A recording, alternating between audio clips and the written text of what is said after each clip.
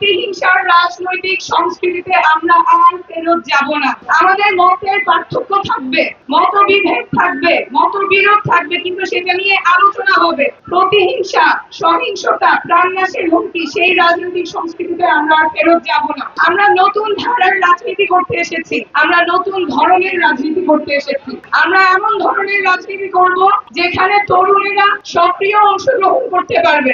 আমরা এমন ধরনের রাজনীতি করব যাতে দেশের তরুণেরা আবার রাজনীতি বিমুখ না হয়ে পড়ে, যাতে বাংলাদেশের প্রত্যেকটা নাগরিক রাজনীতিতে সক্রিয়ভাবে অংশগ্রহণ করতে পারে। বাংলাদেশের প্রায় প্রত্যেকটা জেলায় তরুণেরা বিপুল উৎসাহ উদ্দীপনা নিয়ে আমাদের সাথে যুক্ত হয়েছে। তরুণরা দেশ নিয়ে ভাবছেন, স্বপ্ন দেখছেন, পরিবর্তনের জন্য কাজ করার চিন্তা করছেন। একটা প্রজন্মগত রূপান্তর ঘটে গেছে।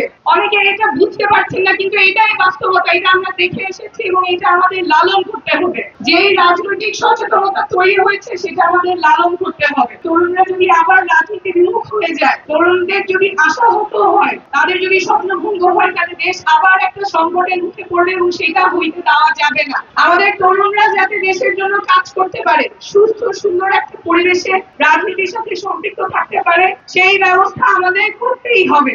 আমাদের এমন রাজনীতি করতে হবে, এমন রাজনীতি আমরা করব যাতে করে রাজশাহীর মধু রবিদাস দিদির যে ছেলে অনার্স পাস করার পরে বেকার বসে আছে এবং মধু দিদি চিন্তা করতেছে কিভাবে তার ছেলে একটা চাকরি পাবে, সেই চিন্তা যাতে তার করতে না হয়, সকলের কর্মসংস্থান যাতে নিশ্চিত হয়।